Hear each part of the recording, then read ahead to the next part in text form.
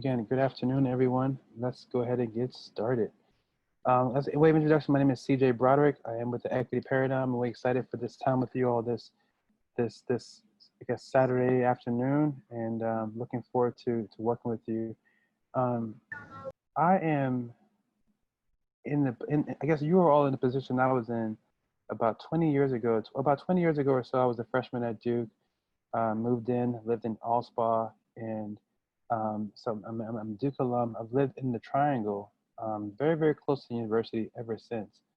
And it's been a great pleasure of mine to maintain my relationship with Duke University.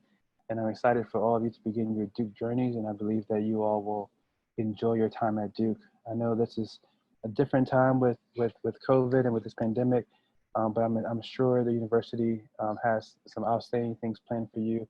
I'm sure you enjoy your Duke University experience. This is a picture of me and my family, so you can see my boss, Alexa, and my other new boss, Emery, for about 18 months now. Um, and, uh, and they keep me pretty busy, as you can imagine. And I'm sure 20 years or so in the future, for me, I had no idea when I was in your position at Duke that I'd have a family and so on and so forth, but I'm thankful for that. My wife, Alexa, started this company, the Equity Paradigm, about 5 years ago, right? We were navigating a bunch of issues, old and new, in the nonprofit sector, especially. And my wife decided to start this company to be able to solve some of these issues, right? And so I'm excited to share what we've learned with all of you today in our journey together through the Equity Paradigm, and excited to kind of use my experience, knowing what you'll be going through at Duke, to kind of share some insights that I think will help you in your time at Duke. All right. Just so I can welcome you to the space properly, let me get an idea of who you are, maybe how you're feeling this afternoon. Right? I know you've been patiently waiting, but just chat it in the chat box. Let me get a couple of names, just maybe another word as to how you're feeling this afternoon. All right, just in the chat box.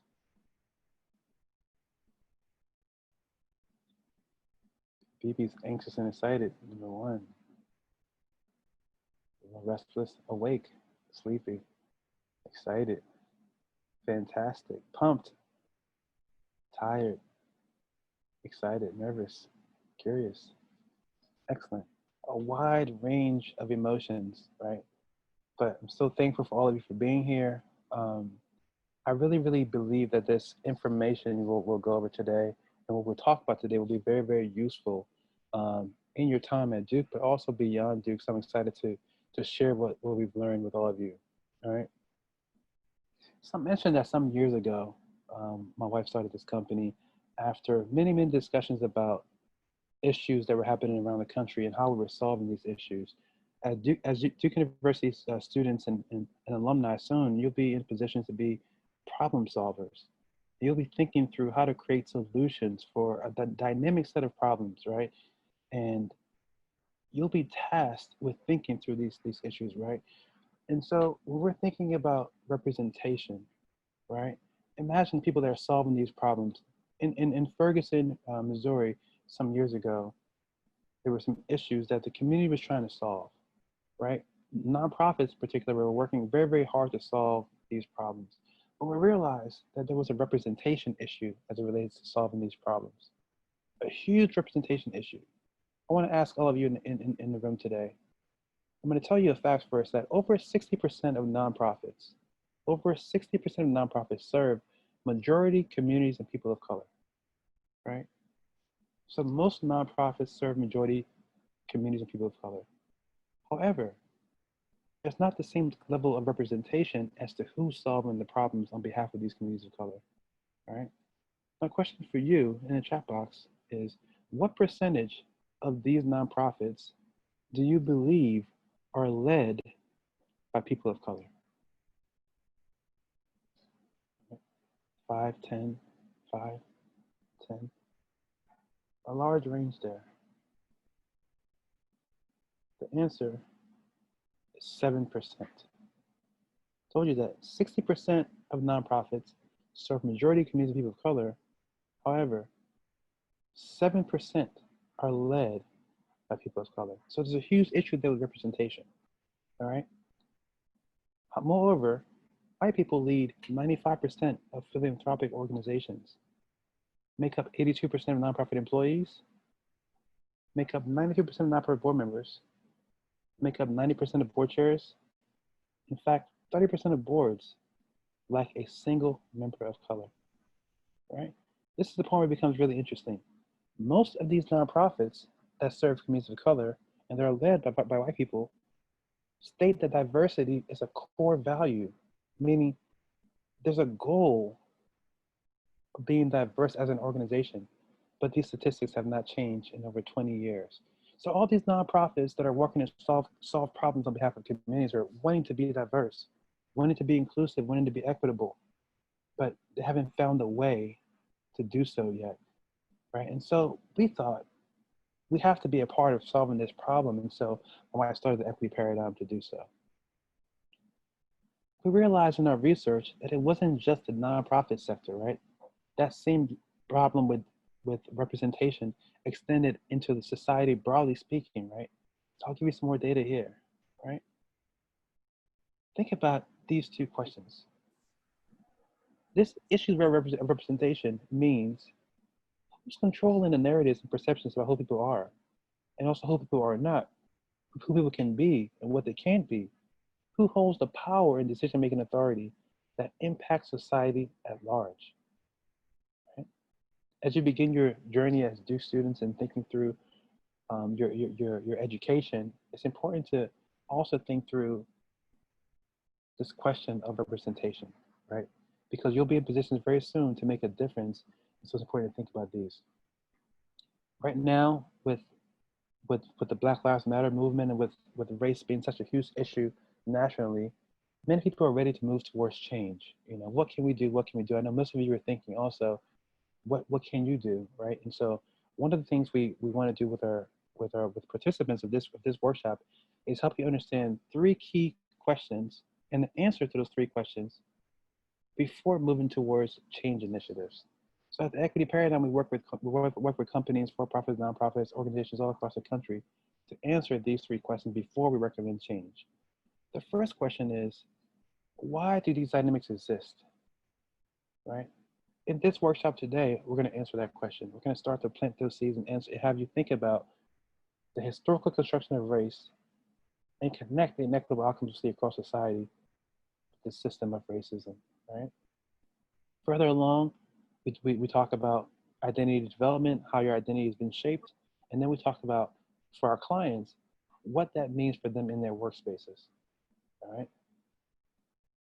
So those 3 things. We believe that equitable systems and institutions begin with equity conscious individuals. So one of the things we're going to do today is try to sharpen your equity conscientiousness as individuals and students so that your journey can start now into thinking more equitably, right? And I think we believe that will help along your journey in helping create more inclusive, diverse, and equitable organizations, all right? This is a virtual meeting environment, so I appreciate all of you for having your phones, your computers on mute so we can minimize the background noise. If you do have a question at any point in time, I know this is a large group, just type the word "me" in the chat box and I'll try to yield and recognize you to ask your question live. Or you may ask your question by just typing in the chat box, right? The chat box will be somewhere where I'll be checking. Again, it's a very large group, so sometimes it's hard. It's gonna be hard to answer everyone's questions, but I appreciate you just, if I miss a question, somebody just remind me by just typing it in, but just repeating it into the chat box and I'll try to get there, all right? Awesome, thank you also, thank you. All right, more setting the framework. I want you all to stay engaged. I want you to speak your truth on behalf of yourself, not on behalf of someone else. I want you to lean into discomfort a little bit because we find that discomfort is catalytic to growth. I want you to expect and accept non-closure. This is just an introductory workshop into anti-racism and into understanding what that means, understanding what racial equity is, right? This is introduction.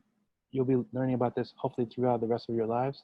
And I want you to, most importantly, listen for understanding, right? When you're having discussions on race and racism and things like that, try to have discussion in a dialogue, not in a debate. Don't try to win arguments and don't try to find flaws in arguments, but try to listen to each other, right? And try to understand why people are thinking the way they are, right? Try to understand that emotions may be okay, don't weaponize them, and really look towards working together. All right. So when you're having discussions on race, racism, and so on and so forth, try to have it as a dialogue, not a debate. All right. You're young adults. You've been living for 17, 18 years. So I'm not here to tell you what to think, what to feel, what to believe. Instead, I'm going to share some information with you that hopefully will challenge the way you think about things in new ways, right? Your attitudes, your beliefs, your experience, behaviors. We want to give you some information that will pique your awareness and hopefully move you to a space of inquiry and dissonance that you will then start to think, I never thought about it that way. All right, so that's what we're doing today. Today, our objectives, just three objectives. First, define race and interrogate its historical construction. Secondly, start to develop a shared language and a shared understanding of structural, cultural analysis of racism that can create the foundation for meaningful dialogue. We want you all to have meaningful dialogue that will then lead to change behavior. Thirdly, we're going to define racial equity, begin identifying behaviors and mindsets that either advance or hinder racial equity. All right, well, these are our objectives. This is our agenda, 4 parts. Definitions, very, very quickly go over some history that you learned, hopefully in AP US history in high school. We're going to maybe add another twist or two there. We're going to talk about how racism is maintained across systems. And then finally, we'll learn what is racial equity. All right. Before we get started, jump into our workshop today, and I'll ask you how you're doing. Do you have any questions for me before we get started? Any questions for me before we get started? Looking in the chat box to see if there are any questions.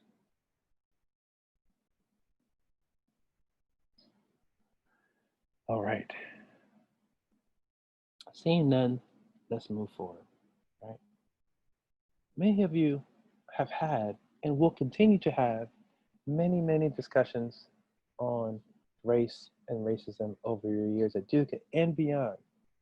But often you'll be having discussions about race and racism, and you'll be talking about different things. Well, one person will be talking about apples, another person talking about oranges, and that's going to be very, very difficult and very frustrating to have those discussions when you're not talking about the same thing. All right. So the first thing we're going to do today is create some shared definition. Right. We're going to ask ourselves first and foremost, what is race? All right. And give you a few seconds to think for yourself about, how would I define race? And when you have a definition, just pop it in the chat box. I want to see what you think this answer is. All right. What is race? For you, what is race? Go ahead and type your definitions. Don't use Google. Don't use your phones. Don't look it up in the dictionary. I want you to think for yourself for a second. What is race? Social construct. What does that mean, a social construct? A concept we use to separate humankind?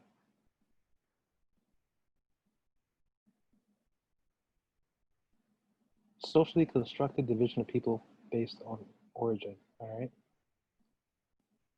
Shared external characteristics, ethnicity, and what people group you identify yourself with.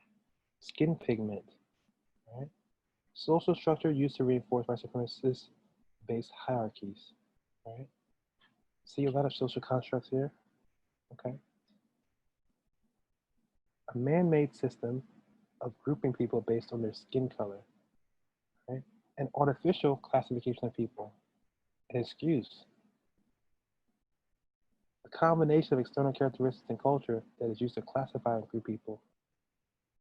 All right, lots of thoughts popping into the chat box. See, we have some things that are similar. We also have some things that are variable, right? So you can imagine there are many different differentiations as to what people think race is, right? And as such, it can be very difficult to then have meaningful dialogue about race, right? Let me share with you this definition that we'll be using in our session today, and we encourage you to think through as we talk about race moving forward, all right?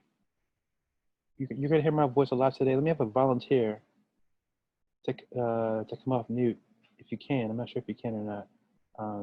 Let me have a volunteer to come off mute and to read this definition. Just type me in the chat box, and I'll see if I can get you off mute to read this definition.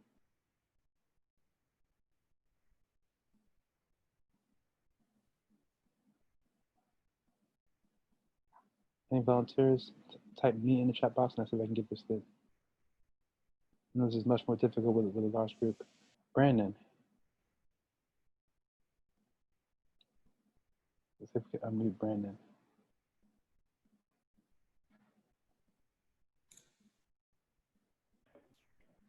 Hi, can you guys hear me?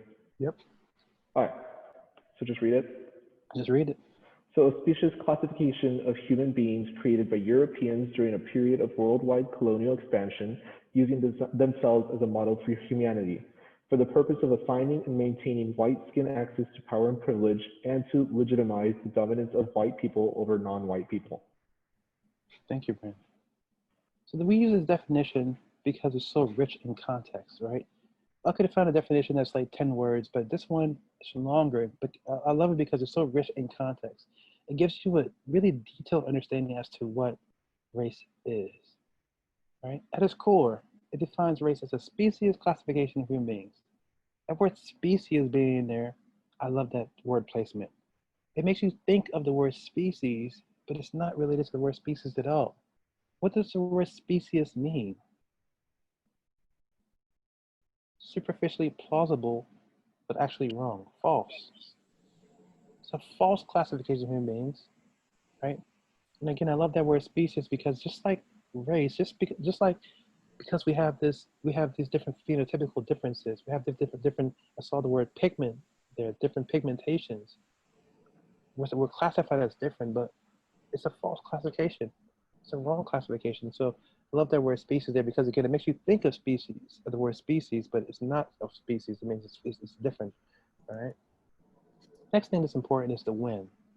I saw a lot of social construct there, man-made construct, man-made categorization system, which means that if it's man-made, it has to have a beginning period and it has to have a time frame, right?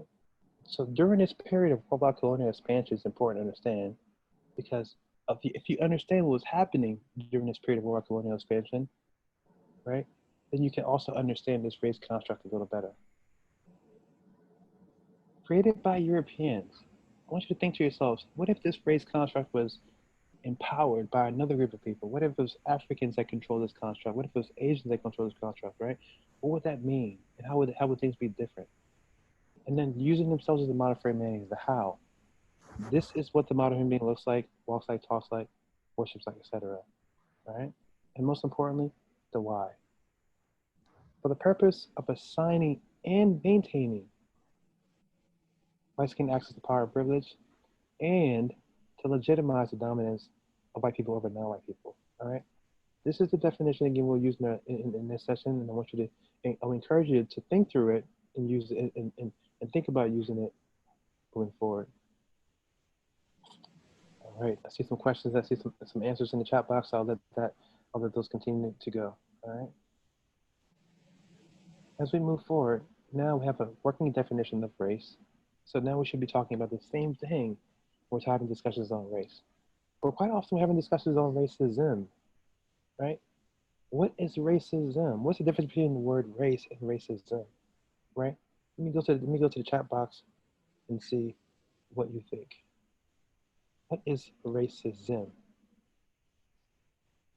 I think it will lead towards the question you asked, Tess, about the difference between systemic and systematic. Yeah, they're the same. They have the same root word, just like race and racism are the same root word, right? It's just tense, right?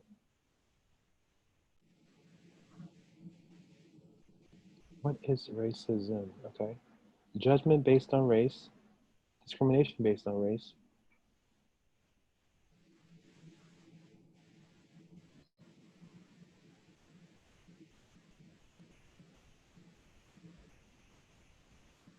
Right.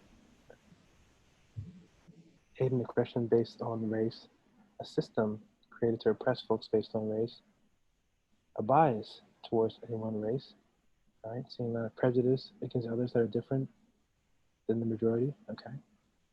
So you're all saying virtually the same thing. Let me share the definition we use, right? Racism, a system, here goes that word test, a system of advantage and disadvantage based on the idea of race. A system of access and the denial of access, if you will, or subordination based on the idea of race. It's both, right? Many times we talk just about the disadvantage, right? We talk about the oppression, we talk about the subordination, but we often don't talk about just the part of the definition about the advantage. Right? So I wanted to make sure I put that out. So I saw a lot of prejudice and discrimination. Right? That's one part of it, but there's another part of it we talk about the advantage. Right? A system is the word system in there is the most important part of the definition. Talked about race being a species classification. Well, now this is a system of that classification. A system being an established way of doing something such that things are done that way regularly and are assumed to be the normal way to get things done. Three key points about this system. Racism involves the systematic disadvantage of people of color. Racism is built into the U.S.'s systems and institutions and is deeply woven into the economic, political, and social structures of America. And then thirdly, the system of racism functions because both members of the oppressed, the disadvantaged, and the privileged, the advantaged, are socialized to play their roles as normal and correct. Right? We're socialized by this system to act a certain way and to do certain things. All right? This racism can also be defined as a system of domination and exploitation based on the idea of race. I like the advantage and disadvantage a little bit more because sometimes it's easy to distance ourselves from this idea of racism because we can say, oh, we've never dominated or exploited or been dominated, exploited, but we all can pinpoint when we've either been advantaged or disadvantaged based on this idea of race. All right. Racism as a formula is race prejudice plus social and institutional power. Another discussion for another day is about not just prejudice, but you need that social and institutional power to be able to enact racism. All right. Social and institutional power, access to resources, ability to influence others, ability to find reality. Whereas all of us have racial prejudice, some form of racial prejudice, but it's that social and institutional power that really adds, that's really necessary to enact racism. All right. So it's not just prejudice, it's not just discrimination, it's also plus social and institutional power. Remember earlier I mentioned what social and institutional power looks like, if you're wondering? This is a good example. Remember who controls narratives, who controls decision making in our society. All right. I do see a couple of questions, and I promise I know we started late, but what I'll try to do is leave a little bit of space at the end of our presentation to be able to answer some of these questions. Okay. I know there may be a lot because there are more than 600 people in the group, but I promise I'll stay after and answer as many questions as possible. All right. And I also believe that some of these questions that you're asking now, I believe, will be answered. Will be answered in the presentation today. Okay. All right.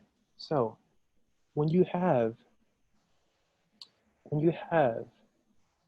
a shared understanding of race and a shared understanding of racism, now you're armed and say, well, I know what race is. I know race is a species classification, so on and so forth. I know racism is a system of advantage and disadvantage based on the idea of race. It can still be difficult to talk about race and racism for many, many different reasons. But here's one reason I want to share with you that I think will resonate with you and hopefully will be a great tool moving forward. Most often when we're talking about race and racism, we're talking about it based on our individual experiences with race and racism. This happened to me. These are my thoughts, right? And as long as we're doing that, it's very, very difficult to have meaningful dialogue on race and racism because racism as a system is much, much more than what happens to us, right? And what our individual experiences are. Let me explain. 4 levels. These 2 levels make up the individual experience with race and racism. At the internalized level, right, is what you're thinking about yourself. It's your personal conscious and subconscious acceptance of Diamond Society's views, right? You don't need anyone else's. It's you in your dorm room by yourself, in the bathroom by yourself, in your car by yourself. These are your own thoughts. Interpersonally, this is what you experience. Or it could be it could be harassment, exclusion. Somebody said something to you, someone excluded you, marginalized you, or something about your own experience, right? Most often, when we see things in the news, we see things on Instagram, right? Social media. This is most often it's about things happening to people, and we often talk about race and racism at this level only, right? Here's a suggestion. Here's the thing to think through. Because racism is a system, we must at least talk about racism at the institutional level. We'll talk about how racism is built into policies, procedures, and everyday practices of organizations, determining culture, comfort level, etc. Right? So, and most importantly, these institutions overlap, reinforce, and amplify, and ensure that people of color receive different life outcomes than their white counterparts. We're talking about race and racism. We talk about systemic racism, right? We're talking about it at that level. So it's important we're having discussions and dialogue on race and racism to not be talking about it as to how it affects us as individuals necessarily, but to be talking about it as how it's created, how it affects itself through the system. At the systemic level, we can all have an understanding and agreement. And it's that agreement about how race and racism functions institutionally and systemically that we can then start to work towards having meaningful dialogue and further along have designs for strategies for change. All right? All right. It's very, very important to understand. So now we've gone through part one of our agenda. All right? Go through part one of our agenda. I'm gonna pause for a second and look in the chat box and see if I can answer any questions that you all do have. Um, okay, Tess, I do see your question again about the PowerPoint. So what I can do is I can share a resource. We share a follow-up document that has a resource that has a bunch of different books, a bunch of different articles, a bunch of different data points that you'll have. That's much more information than's here, but we actually don't share the PowerPoint slides for a few different reasons. All right, but very, very quick question. All right, let's see. Yes, I did get a question privately about how you respond to those who believe that systemic racism does not exist. Have a conversation with different people who deny the systemic nature of racism, right? Let's hold that question for the end. I believe that this presentation will help think through that a little bit more, right? And but broadly speaking, not everyone is going to, not everyone's going to is going to be able to identify and have that discussion. So so you do your best, but in essence, not everyone's going to want to do so. So don't put the pressure on yourself to be able to change people, if you will, right? Just like I said, I'm not here to tell you what to think, feel, and believe. It's the same thing. You can share information with people, and whether or not they ascribe to it and look at it, it's all them. All right. All right. I see the question from Ellie. Why do they still use race in statistics and studies? Would that be considered institutional racism? I don't think so, Al. I don't think so. I believe that an understanding of race in statistics and studies is necessary in order to change these outcomes that we see that are a function of race and racism. All right. Good questions. Good questions. All right. So we talked about race being a social construct, right? Meaning it was constructed. We talked about this definition being during a period of worldwide colonial expansion.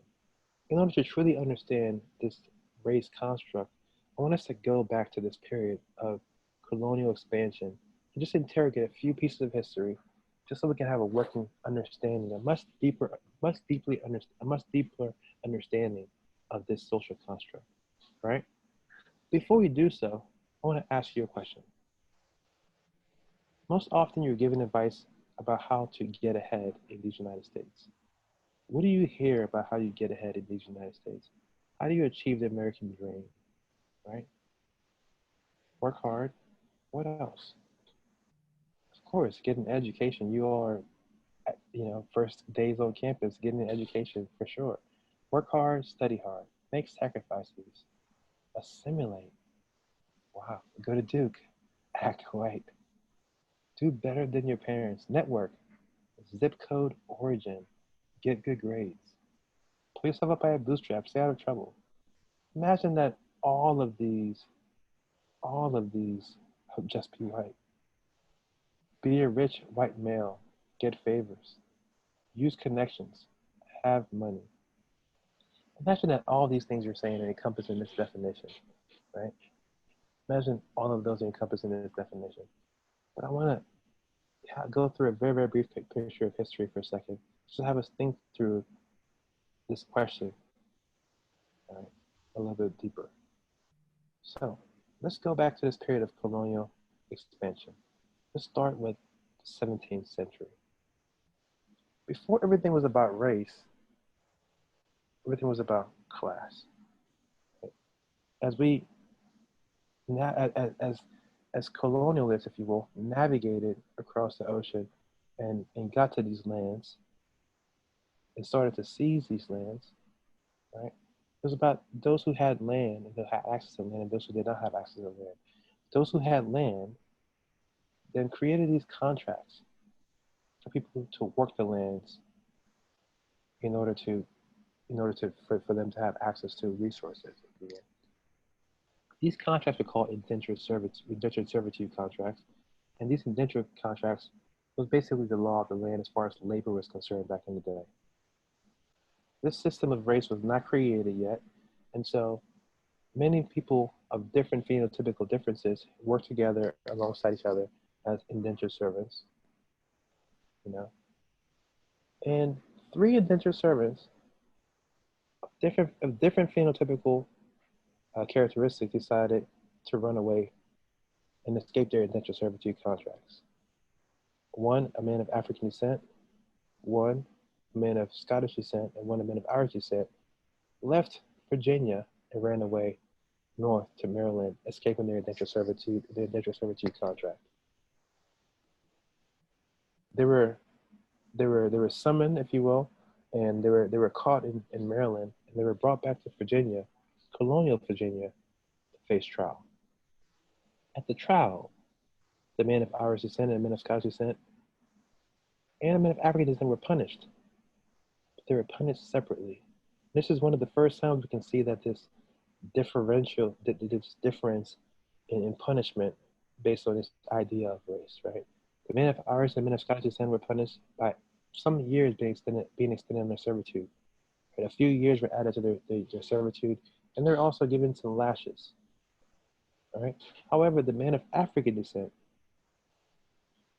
was given lifelong sentence of servitude. All right. The man of African descent, his name is John Punch, someone that maybe you've heard of before, but most of us probably have never heard of him before, right? And as he was sentenced to serve as headmaster or as assigned for the time of his natural life here or elsewhere. Okay, one of the first times we've ever seen legally, you know, historically, that someone of a different phenotypical um, background get punished differently based on this idea of race. In 1676, Bacon's Rebellion occurred. Nathaniel Bacon, an elite landowner, led Bacon's Rebellion by convincing the masses, these indentured servants, to rebel and try to overthrow this government because Bacon wanted to expand westward much more aggressively and much more quickly than the governing elite had decided to. Bacon convinced his indentured servants that, hey, if we move westward more quickly, you'll all have access to new lands, and thus you'll be indentured servants for a much less period of time. And so they got the battalions and they stormed the capital, if you will. And Bacon's rebellion was very, very successful. It would take reinforcements from abroad to finally quell or squash Bacon's rebellion. Bacon's rebellion was so successful that many indentured servants started to hear about Bacon's rebellion across the colonies, and copycat rebellions started to occur. It really drove the governing elite crazy, and they would get together often and often and think, what can we do to lessen the probability of another Bacon's rebellion? These masses of indentured servants are now starting to understand their power, and it's important that we split them apart. What can we use to split them apart? Right? In 1691, the Virginia House of Burgesses, for the first time, defined a white man. No drop of African blood, no drop of Native American blood. Right? Only those descendants of John Ross and Pocahontas would be granted access. Everyone else that had any drop of African blood or Native American blood would be othered, not granted access. this socially constructed definition, if you will, became foundational for the expansion of colonization in the US following this period. In the 1700s, many, many different laws started to become a function of this definition of whiteness. Right? Many, many different laws. But I want to pinpoint one for you that I believe will give you enough context, because we can't go through all of them. I want to pinpoint one for you that will give you some context into understanding how much race became foundational for the expansion of the U.S. In 1705, masters, land-owning elite were required to provide their indentured servants only, their white indentured servants only, with 50 acres, 30 shillings a musket, and 10 bushels of corn upon completion of their servitude. Why is this law so important? There are about 5 or 6 reasons I want to pull out and point out for you. So let's go to the chat box. Why do you think, what resonates with you with this law? What makes it look so important to you? That in 1705, landowners, landowning elite masters were required to provide their white indentured servants only with 50 acres, 30 sailors, musket, and 10 bushels of corn. Why is this important?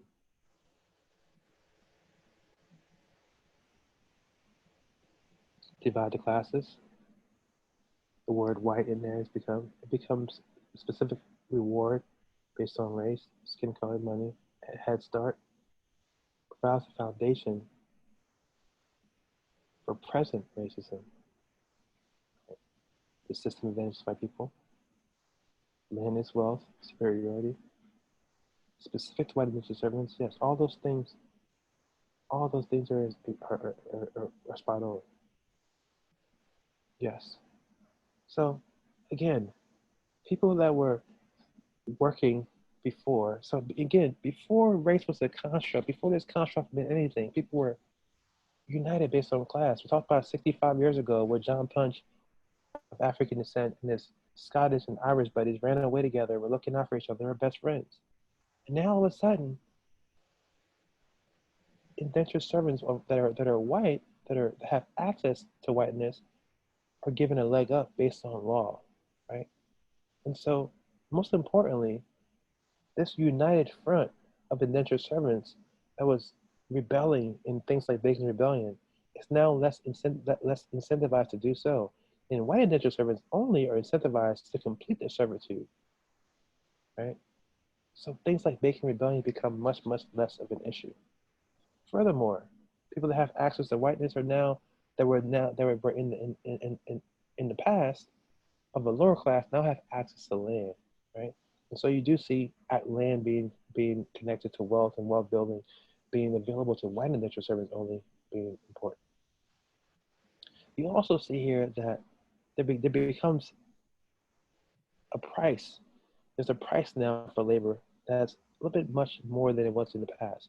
Indentured servants prior to 1705 were not given this much upon completion of their servitude. And so that price now starts to make people have to think twice about where they can find labor from that may be even cheaper, right? And so all those things are important to think through as you understand this 1705 ruling that's making masters give 50 acres. And also remember this, then also westward expansion becomes to be more important, right? The lands that these colonies are composed of after a certain amount of time, with so many indentured servants completing their servitude, we need to find land quickly to do so, give land away. Right? I skip a bunch of time here because a lot of laws here are important, but I wanted to just pinpoint one. In 1705, the Land Ordinance Act offers land to white people only for $1 per acre. In 1790, naturalization law specifies that only white immigrants are eligible for naturalized citizenship.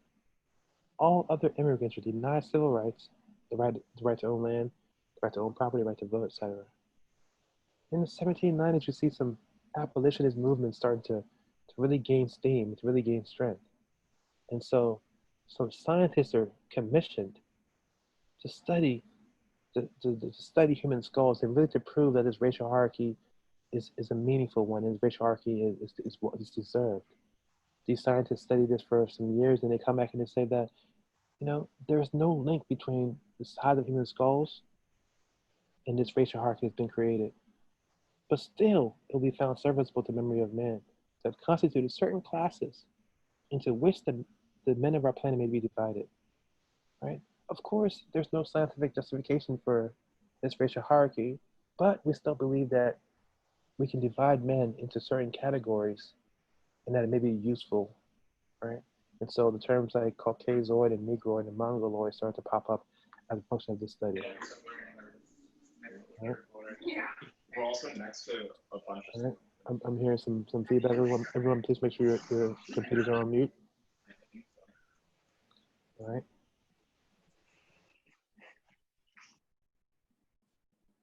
Let's see. Make sure my volume's decreased. I believe my volume's decreased.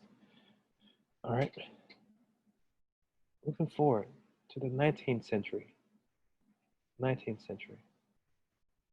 From 1831 to 1838, Native Americans are pushed westward via the Indian Removal Act, also known as the Trail of Tears. Over 4,000 members of the Cherokee Nation died from hunger, disease, and exhaustion from being violently forced off their lands. Right? How do we justify, how do we legitimize this? Well, following that, the seventh president of the United States, Andrew Jackson, did just that via this construct in this race. Andrew Jackson says it was not the greed of white settlers that drove policy, but the inevitable fate of an inferior people established in the midst of a superior race. In 1848, we see the Mexican-American War ending with the Treaty of Guadalupe Hidalgo, where over 55% of Mexican lands are then transferred to the United States. 1862, the Homestead Act grants land to whites exclusively for $125 an acre, lands that were taken from Native Americans, granted that just $125 an acre, 85 million acres of land. By the mid-19th century, race became the common sense, the accepted common sense wisdom of white America, explaining everything from individual behavior to the fate of human societies.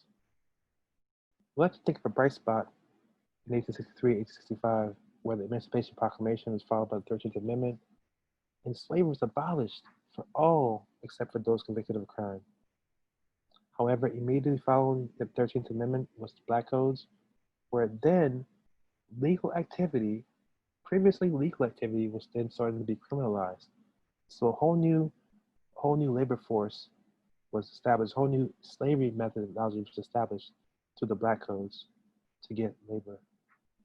Brian Stevenson is quoted saying, slavery didn't end in 1863, it evolved.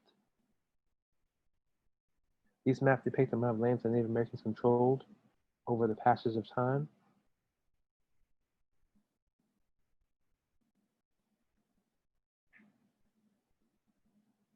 More in the 19th century. In the late 1870s, starts to see these schools pop up all over the country called the Carlisle Industrial Training School. And these schools have the philosophy, the motto, kill the Indian, save the child. Right? Kill the Indian, save the child. What does that mean? What does that make you think of? Kill the Indian, save the child. Right? This is the same person, Tom, pre and post Carlisle Industrial Training School. We've mentioned earlier in the definition of race, using themselves as a model for humanity. You want to be more human, you need to look like us, you need to assimilate. Right? In 1882, for the first time, we see a nationality barred from immigration by name via the Chinese Exclusion Act. In 1887, Jim Crow segregation is reinforced by lynchings. Violence and intimidation, over 3,000 lynchings are recorded. These lynchings were designed to unite poor and wealthy whites and reinforce racial solidarity. In the 1890s, we see a surge in immigration from Southern Europe. Southern Europeans are initially denied access to whiteness. Initially, they're told, oh, no, you're ethnic, right? They would have to petition the courts over and over. And in the early 1920s, we fight to be legally designated as white in order to gain citizenship under the 1790 Naturalization Act. All right. Racial integrity laws were passed in Virginia in 1924 to prevent race mixing in order to protect whiteness, and these were not overturned until 1967, Loving versus Virginia case. I'm going to talk to you right now from the perspective of policy. Right? A lot of times, you all may grow up to be politicians and say, "Oh, policy is the way to solve problems," and our laws, and we're also now talking about race-neutral laws, if you will. I want to explain a couple of different laws to you from a racial equity lens. Following the Great Depression, the New Deal was enforced. The New Deal has been lauded as one of the greatest pieces of legislation in American history. I want to talk to you about the New Deal and what it did for people that had access based on whiteness and what it did for people that were not white. I'm going to only pull out three pieces of legislation, three acts of this New Deal: the Social Security Act, the Wagner Act, and the Federal Housing Act, and talk about them very, very briefly so you can have an idea. First, the Social Security Act. As banks, financial institutions, stock market, all these things crashed, the Social Security Act tried to incentivize people to go back to work by saying that if you go to work for X amount of years, there'll be a safety net waiting for you at the end of your working years. Right? So the Social Security Act is a public assistance program providing a safety net for millions of workers. Right? However, domestic and wage workers, farm workers and maids, disproportionately many people of color, were excluded from participating in this Social Security Act. Right? You can understand that even though the act created a safety net, many Americans that did not have access based on their positions were excluded. The Wagner Act made labor unions legal. Prior to the Wagner Act, prior to the New Deal, prior to the Great Depression, unions were very, very difficult to exist. Right? As a function of incentivizing the American worker to go back to work, labor unions were allowed as a part of the New Deal. However, dominant labor unions discriminated against people that are black. American Federation of Labor successfully lobbied against the prohibition of racial discrimination in the unions. Finally, the Federal Housing Act, one of the most important ones. The Federal Housing Act allowed the middle class to really be created, allowed white families to really, really have access in a new way than ever, allowed them to save money, send their kids to college, pass down wealth, take care of their parents, etc. But how? Let me pause for a second and explain how. You all don't have experience yet with the Federal Housing Act, but let me try to explain it to you, right? You all, even though you haven't used this tool yet, I'm sure, probably are familiar with this tool called a mortgage. Mortgage allows you to buy a home, right, over usually a 30-year period. And in order to buy a home, you have to put a certain amount of money down.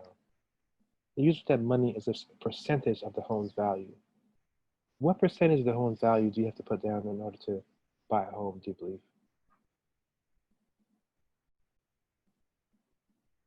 10% test? Any more guesses? 5%, 20%, 10 to 20%, 5%? Yes, you're all correct, in that range, right? So typically in that 0 to 20%, 20% usually being the limit. But that 20% is usually as a function of the Federal Housing Act, the FHA. Prior to FHA, what percentage do you think you have to put down to buy a home? So FHA lowered it from what percentage to 20%? 50% is absolutely correct, right? Imagine 50% of the value of a home, right? We talked about in the 1890s this surge in immigration from Southern Europe, how these Southern Europeans initially did not access, right? So there was a whole group of people in these United States at this time of the Great Depression that still didn't have access to home ownership, right? Because it was so difficult, because they couldn't have 50% of the value of a home, right? The Federal Housing Act made that possible. So how do you take legislation like the Federal Housing Act How do you ensure that there are different life outcomes based on this construct in this race? Right? This practice of redlining was established that denied mortgages based on race and ethnicity. Right?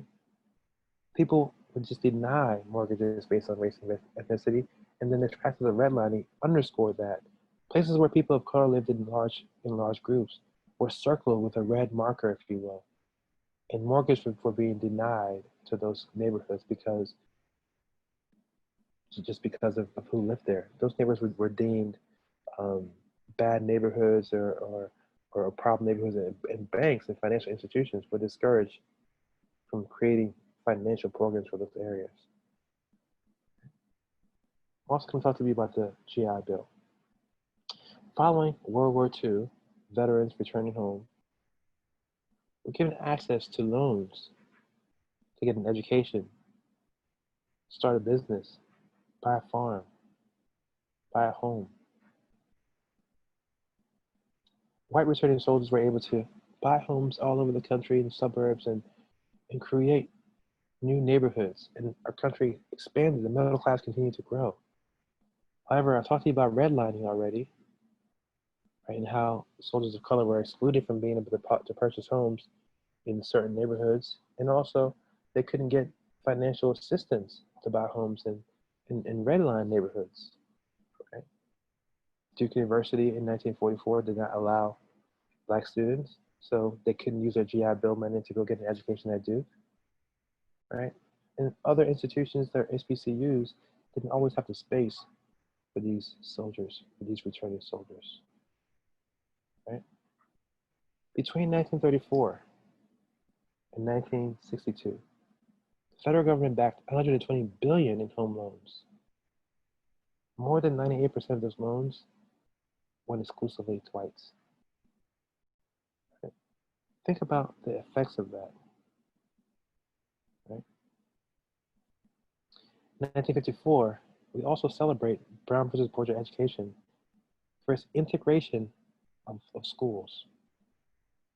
What we often fail to think through is what it did to teachers who have color. Many of these teachers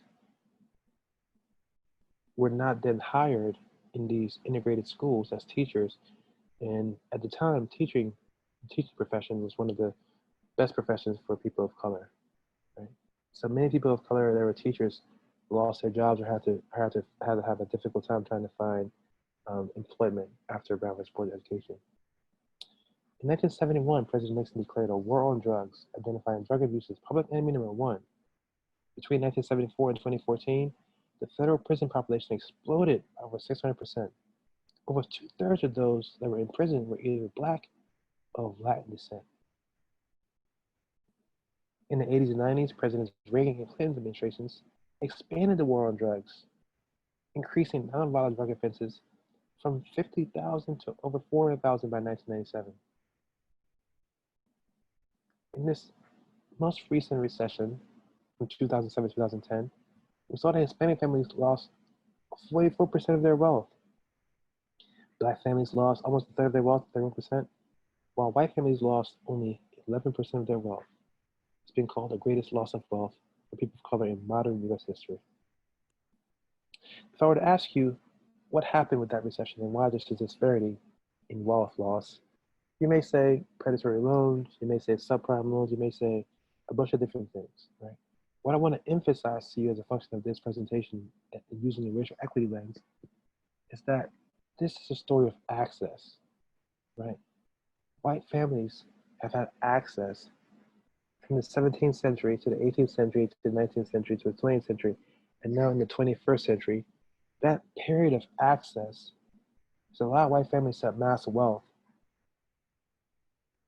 in a much different, in a much more, in a much better fashion than that of Hispanic families and Black families. Based on the recent access to wealth in this country, Black families have only had a small chance, a small opportunity to create wealth. And so when you look at this data, these statistics, I would encourage you to think of it as a simple mathematical problem.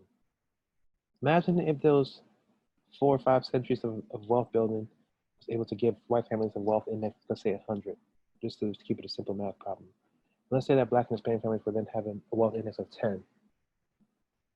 If a devastating event happened, as it did, and that devastation index was that of 10, it would wipe out 100% of the wealth of black families and Hispanic families, whereas it would only wipe out 10% of the wealth of white families, right?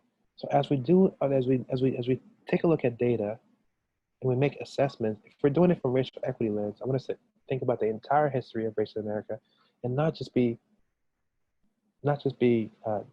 about that period only. All right. I think I see a note in the chat box. Yes, indeed, indeed. So yeah, when you do your analysis, especially if you're looking at analysis based on race, make that analysis and think about it. Think about it from the standpoint of race being something that started in the 17th century and is happening all the way through now. Don't just think of it as it's 20-year period, a 30-year period. All right. So I mentioned earlier something about the wealth gap. It continues to grow. It's more than tripled over the last 30 years. Right. More than tripled. And it continues to grow over the last 40 years. All right. I asked you a question earlier, had some varied responses, right? But based on this brief history of race in America, how have people gotten ahead in this country? And we don't understand the rhetoric of work hard, go to school, go get an education. But what does this history say about how we've gotten ahead? Who's had access? Who hasn't had access? What does it tell you so far? Right. People have gotten access by function of this race construct by being white. All right. If you're a citizen or an inhabitant of these United States, part of the legacy we've all inherited is the historical, systematic, and pervasive way in which whiteness, the benefits, privileges, and powers of those who have come to be known as white in this country, have been constructed. All right. So I'm going to pause for a second and allow you to think through some of this history. I know. Oh, Brandon, People are coming there. Brandon, you're still off mute. All right. I'm going to pause for a second and allow you to think through some of this history for a little bit. But I'm going to also share this last quote with you. All right. The past is all that makes the present coherent. And further, the past will remain horrible for exactly as long as we refuse to assess it honestly. If we want to understand our present, if we want to make our present coherent, we must understand the past, study the past, we must assess it honestly. With an honest assessment, there's an opportunity to make the present and the future much less horrible. All right. All right. So I'll pause for a second here and allow you to think. This is a large group, so we can't do breakout rooms, but allow you to think for a second. What are you thinking, feeling, considering this moment? How does this history align with what you've learned in school so far? What does it make you think about race, both in a broad context and within the context of your own racial identity? All right. What are you thinking? We can use the chat box and just share some thoughts, some quick reflections about your thoughts. What are you thinking? What are you considering? How many of you learned all of this in school already? And what does it make you think, broadly speaking?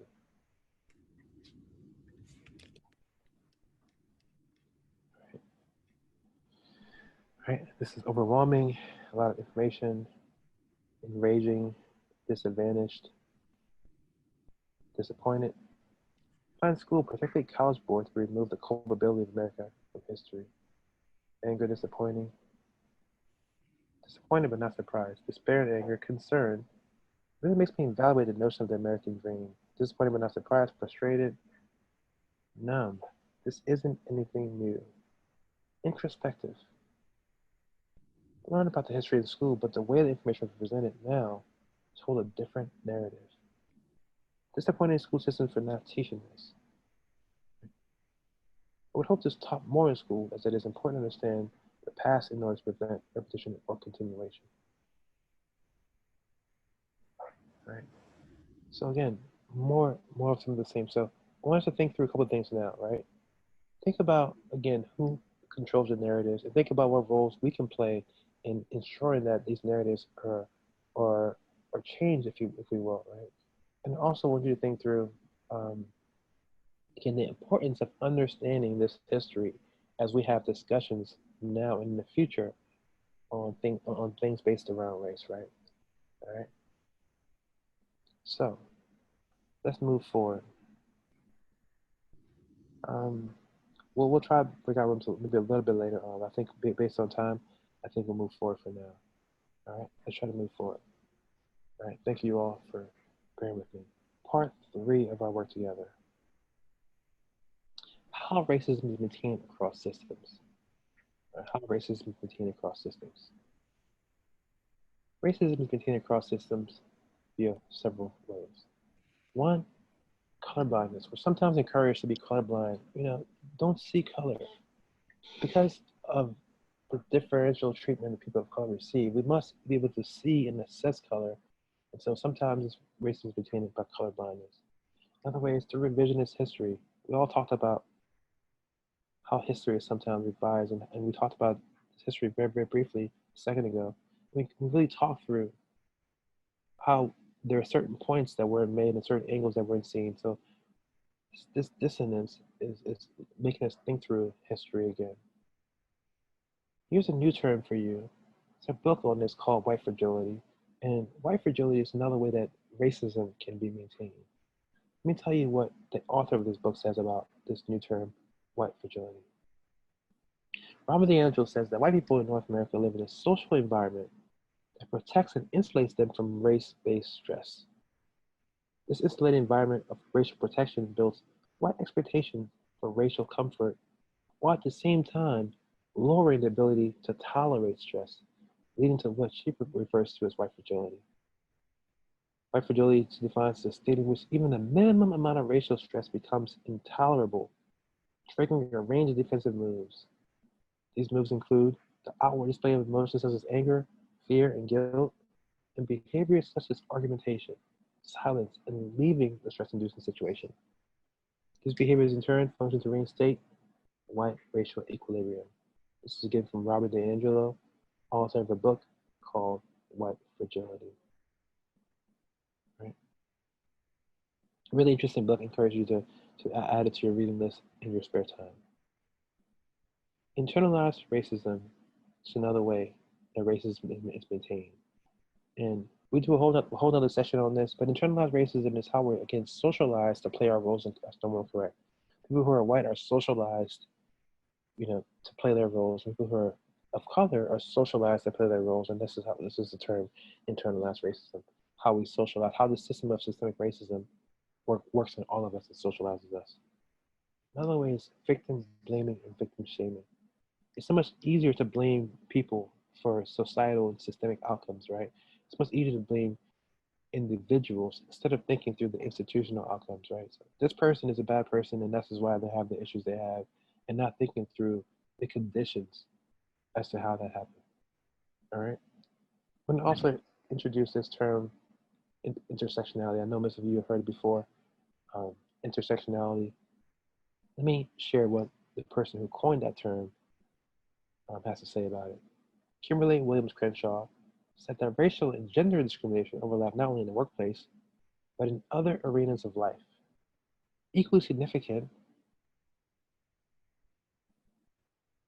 these burdens were almost completely absent from feminist and anti-racist advocacy. Intersectionality then was my attempt to make feminism, anti-racist activism, and anti-discrimination law do what I thought they should: highlight the multiple avenues through which racial and gender oppression were experienced, so the problems would be easier to discuss and understand. I love that last part. So the problems will be easier to discuss and understand. The other reason why I'm doing this work, spending time with you in advance of your many discussions on race and racism in your years at Duke and beyond, so that those problems will be easier to discuss and understand. All right. An intersectional analysis requires a shift from a single ground perspective to an analysis based on assumptions that an individual's experiences are based on multiple identities. that can all be linked to more than one ground of discrimination, right? And intersectionality and intersectional analysis is so very important. It's so very important, but I'm spending a lot of time this afternoon focused on race and racial equity. We should think for a second, why? Why am I so focused on race and racial equity when intersectionality is so important? Is it because you have to start with race for one reason or another? Is it because it's very, very easy to identify? You know, sometimes not, but it may be one of the most easier identifiers to identify. Is it also because I am a person of color, I am black, and I've chosen to do so? Why are we focusing on race right now, right? Is it because of the current day timing and Black Lives Matter movement? Why am I focusing on race? Here's the answer.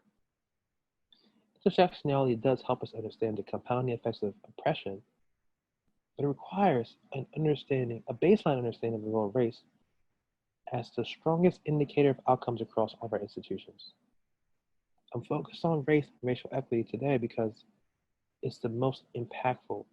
Usually, if you have limited resources and you want to figure out how to deploy them, you usually think about what's going to be of most impact, right? Race currently is the strongest indicator of outcomes across institutions and systems. Let me give you some data. Race is a stronger indicator of wealth outcomes than educational attainment level. I'm not saying don't get an education. You're all a freshman at Duke. Right? I'm not saying don't get an education, but understand the role that race plays in wealth, right? Take a look at this graph. You'll see here that in 2013, it's funny this study, white, just white people with less than a high school diploma had more median wealth than people that were black and Hispanic that had a college degree. All right. So you must think through race being a stronger indicator of wealth outcomes than educational attainment level. Race is a stronger indicator of discipline in schools than the likelihood or rate of engaging in bad behavior. We find that all students engage in bad behavior at the same rates. However, the teachers, the adults in the schools respond to these students differently. And we see that white students are so much less likely to be expelled or face multiple school suspensions than their black counterparts. We find here that race is a stronger indicator of infant mortality rates than educational attainment level or the social economic status of the mother. White mothers with less than eighth grade education or less, have a lower infant mortality rate than their black mothers who have an advanced professional degree. We also see that race is a stronger indicator or likelihood of incarceration for nonviolent drug-related crimes than the likelihood of using drugs. We find that even though white people use illicit drugs more readily than black people are more imprisoned for the uses of drugs. Look at this graph here, you see the war on drugs in this huge spike. You also find here that black people are at least 4 times more likely to be arrested for drug-related offenses than their white counterparts, even though white people again use illicit drugs more readily. When there's black drug users in the 90s, the New York Times published this article: "Children of crack, are the schools ready? A special report. Crack babies turn 5 in the school's brace.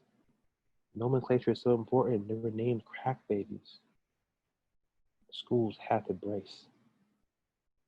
Very recently, this opioid epidemic is called a health crisis, and instead of schools bracing, instead of giving some name to white babies, we've instead embraced them, right? And we've said that this is a health crisis. It's no longer a social pandemic, if you will, it's a health crisis, right? Race in foster care. Children of color are more likely to be referred to departments of social services than other children, right? See here, non-Hispanic, black, even though they make up 14% of the overall population, make up 24% of foster care. of the children in foster care. See that same lack of parity with American Indian, Alaska Native, and also two or more races, right? Across institutions and systems, we call it different things. Sometimes we fail to name what some of the root causes, but we're so worried about fixing things quickly, and sometimes we forget to dig deep enough to get to the root cause. In education, we say we're fighting against fighting against educational inequity. In healthcare, we're fighting against health disparities. In foster care, we're fighting against disproportionate outcomes. In criminal justice, we're fighting against over-policing. Wealth, we're fighting against the wealth gap. And hunger, we're fighting against food insecurity. Most often, by nomenclature, we forget to name and forget to focus on some of the root causes. These fights often are fights against the symptoms, or the low-hanging fruit, if you will. Imagine if all of these organizations were centering systemic racism, centering other root causes, but centering systemic racism in their fight, right? How much more progress could we make by truly understanding this race construct and truly creating policies and that combat what has happened over these hundreds of years. Next, we're going to talk about what is racial equity, and then I'll have some space at the end for questions. All right. You heard my voice for a long time. Let me share the microphone and ask for a volunteer in the chat box to read this next quote. May I have a volunteer in the chat box to read this next quote? Neman, got the microphone. Yeah. I sometimes visualize the ongoing cycle of racism as a moving walkway at the airport. Active racist behavior is equivalent to walking fast on the conveyor belt. The person engaged in active racist behavior has identified with the ideology of white supremacy and is moving with it. Passive racist behavior is equivalent to standing still on the walkway.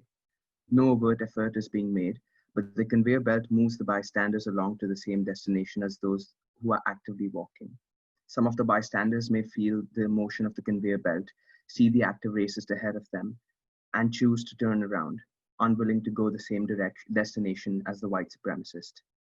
But unless they are walking actively in the opposite direction at a speed faster than the conveyor belt, unless they are actively anti-racist, they will find themselves carried along with the others.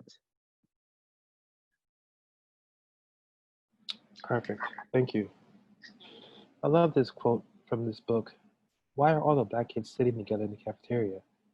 By Dr. Beverly Tatum, because it does such a great job of giving us a visual understanding of this ongoing cycle of racism, right? We talk about racism being a system, right? A system being something we've been thinking about, right? That operates regularly and is assumed to be normal, right? Well, we get a good visual of this system via this conveyor belt analogy, right?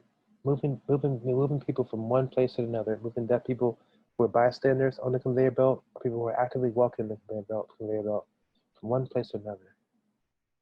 So it shows you a visual of what a system looks like, right? How we're all, as a function of this system, being moved from birth through adolescence, through to adulthood, from one place to another via this system, right? Mentally, if you will. It also showcases the strength of the system. Right? Most of us don't like this system of racism, and we're thinking about what can we do, right? But this quote says, unless we're walking actively in the opposite direction at a speed faster than a conveyor belt, unless we're actively anti-racist, we'll find ourselves carried along with the others. So not only does it give us a visual of this system of racism, but it also shows us what's necessary, how difficult it is to overcome this system. Right? I'm going to define racial equity quickly as both an outcome and a process. Right? As an outcome, racial equity is achieved when race no longer determines one's socioeconomic, health, housing, education, criminal justice, etc. outcomes, when everyone has what they need to thrive. And as a process, racial equity is applied when we both acknowledge and account for past and current inequities. And those most impacted by structural racial inequities are meaningfully involved in the creation and implementation of the institutional policies and practices that impact their lives. Right? So that's racial equity as an outcome and a process. So now I want to get to the part about what you can do. All right. Thank you for your patience and really grounding us in understanding race and racism. But I didn't want to just leave you angry and enraged. I wanted to also give you a little bit of hope to think about what you can do. Right? How can you walk in an opposite direction faster than a conveyor belt? Right? The first thing we need to do is we need to understand this race construct so much more. Right? We need to keep studying, do more research. I just touched on a few things, but there's so much more that you can understand. Identify what more you need to learn about in order to effectively work towards dismantling the system of racism. All right, so we need to work. Right. Also, continue to build learning communities. Right. Get involved in racial equity work. Can be very, very lonely and frustrating if you're doing it alone. Right. So do it in community. Right. Do it. Talk to each other and build conversations with each other that will share ideas about what you can do. Right. There are many different organizations around this Durham neighborhood, of this Durham area, that work in doing anti-racism work. So learn from each other at school, and also think about how you can learn from other people in the community as well. Right? Continue to center race. Race, again, I told you, is the single most, is the single strongest indicator of outcomes across systems. So center race in your discussions. Racism amplifies and compounds the experiences of any oppressed community. Avoid discussing or analyzing inequities and isms without asking first, how does racism exacerbate this oppression? Right? These many different identifiers we have that are being oppressed. How does racism exacerbate them? Be willing to identify specific behaviors that we all engage in that maintain the status quo, maintain the system, right? Right? Continue to think about, well, what can we do? Well, if I know that I'm doing this because I've been programmed, I've been socialized to do this, but what can I do differently? What can I do differently? Ask yourself and also ask others, what can we do differently? Right? I told you in the beginning to experience discomfort because we found that discomfort is kind of linked to growth, right? Oftentimes we avoid having discussions on race and racism because we're not sure what we can say. How can we say, or how can we talk about this? But that avoidance of saying the wrong thing, of being called racist or being called something like bigoted, that avoidance of doing something, right? It doesn't allow us to get to the point where we can learn how to disrupt the status quo. So be willing to get messy and experience some discomfort in order to move forward, right? And finally, continue to listen to each other and value the experiences and perspectives of especially people of color, right? Prioritize listening to and learning from those whose voices and needs have been historically excluded, ignored, and barred from decision-making power, right? Think about how we can do that and how we can create environments where those voices are less marginalized and less oppressed by our institutions. All right. Again, I want you to start to think. Maybe chat in something in the chat box around this. How can you work towards racial equity at your time at Duke? I know you're new at Duke and you don't understand the environment yet, but I want you to continue to do this throughout your time, right? Throughout your years at Duke. How can you work towards racial equity at Duke? As you can see, I'm 20 years removed or so from Duke University, and I'm still thinking about how I can work towards racial equity at Duke. So no matter where you are in the future, you'll always be connected to your Duke community. So continue to work on how we as Duke students, alumni, faculty, staff, how we can make the world, obviously Duke, but also the world a better place. I am CJ Bowerkin of the Equity Paradigm. That's my presentation. I told you, even though we started late, I would leave a lot of time for you at the end. I have, and now we can go to the chat box start to field some questions.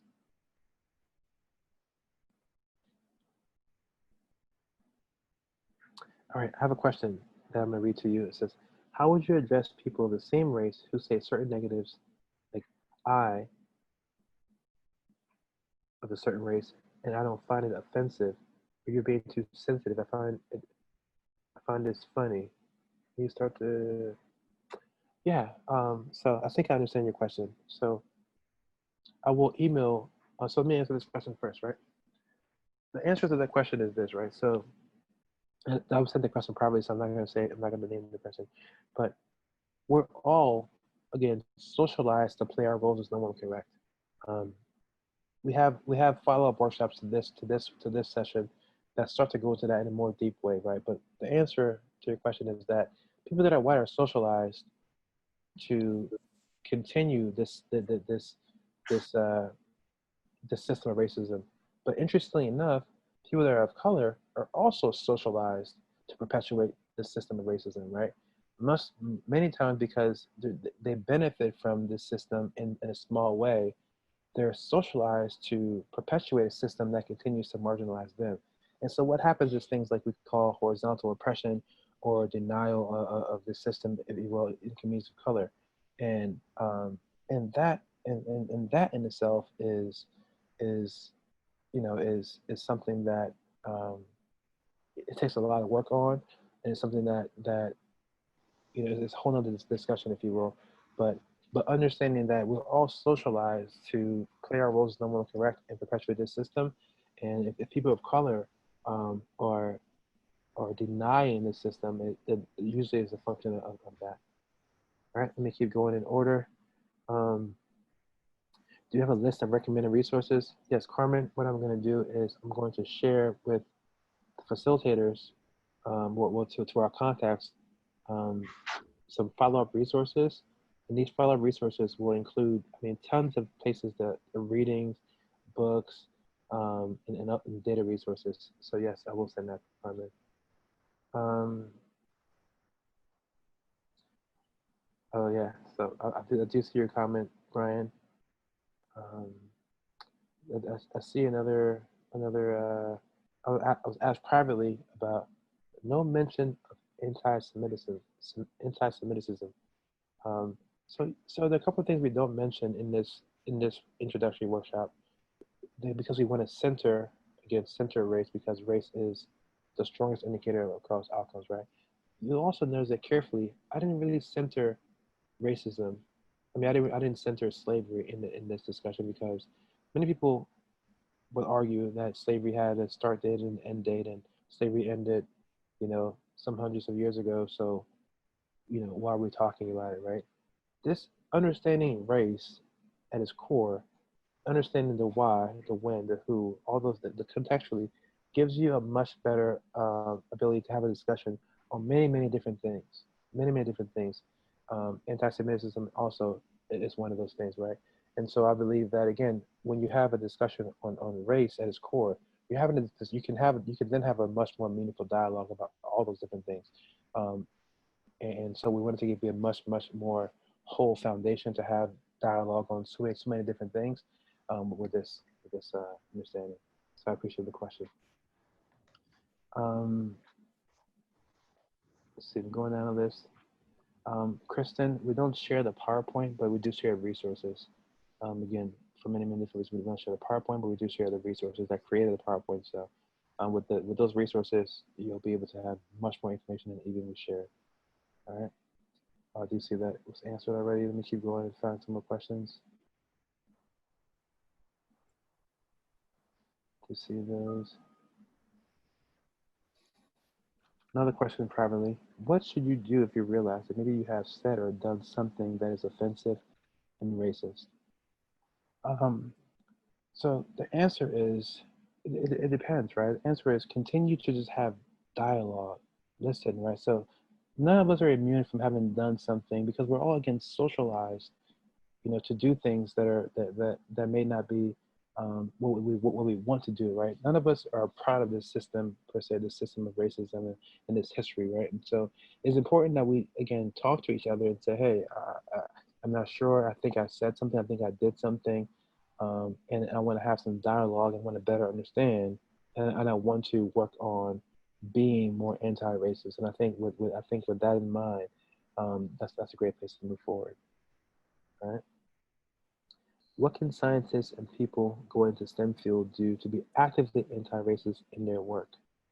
Oh man, one thing we didn't talk about too much in this presentation is how we find our we continue to find our lanes, right? And that's usually we talk about that in the follow-up session. But the broad answer to that is this, right?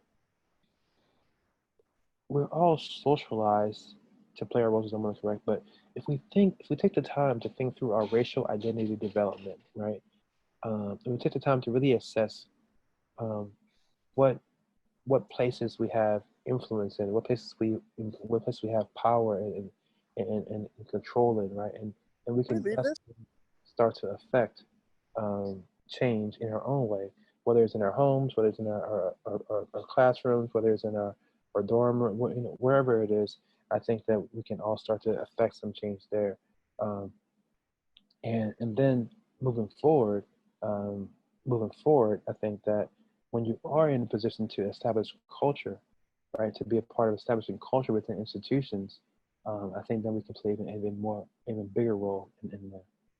All right. Oh man, privately, what's your opinion about paying reparations to Black people?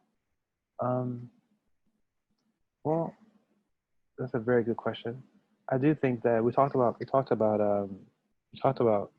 racial equity as a process, right? We talked about um, accounting for past and present inequities, and those most impacted by structural racial inequities are meaningfully involved in the creation and implementation of so I believe it's a complicated solution, but what I do believe is that there does need to be not just a one-time thing, but a massive effort to account for past inequities, right, and current inequities, and I think that can be figured out in many different ways. And I think that is certainly one way to do so, but I think that I think there are many different ways to do that.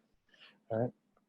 Is there a plan by Duke to continue this conversation going forward, especially if it includes action-oriented collaboration, issue identification, and problem solving? I believe so, Jason. Thanks for the question, and I believe again, as individuals in your class, that are more understanding of the complexities of race and racism. I think is then up to Duke does a wonderful job of giving the students agency. You all are, best and brightest across the country, and you all understand the amount of agency you have, right? And so I think that, you know, the I think that your ability to push for this conversation and to push it will be yes, and I do see the answer is yes also. Um, and but yeah, but so Duke will work to fulfill what it can, but you also have a responsibility to push for it more as well. All right. Um, another question privately. Do you have any tips on how to have these conversations with close friends or family, especially being in the college learning environment and then coming back home? Yes, that's a very difficult question, right? And so the the the the biggest tip I have is that when we do this work across the country with different organizations, the key for us is to do it in a learning environment. Most often, when you can create a learning environment that's based on trust, vulnerability, right? Um, then people are more willing to go along, right? When you can create an environment that's based on not debate, but dialogue, and that takes careful consideration based on you all know your families better than I do, obviously, and your friends better than I do. It's about how do you create an environment where we can have dialogue and we can have discussion. And it may not work again. It's not a one size fits all for everyone, but creating an environment where we're learning and learning together and talking about things and learning together. I think it takes very careful work. Um, and so that's the answer I will provide. Um, let's see some comments. Some comments there. Yes. All right. Any more questions for me? Try to answer most of them.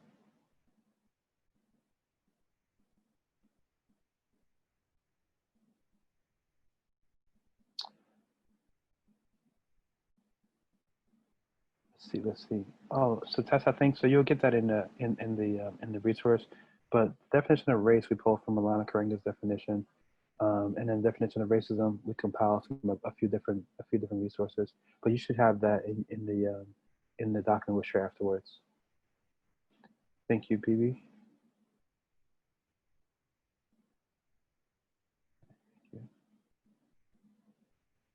Any more questions for me? Anyone want me to go back to a slide?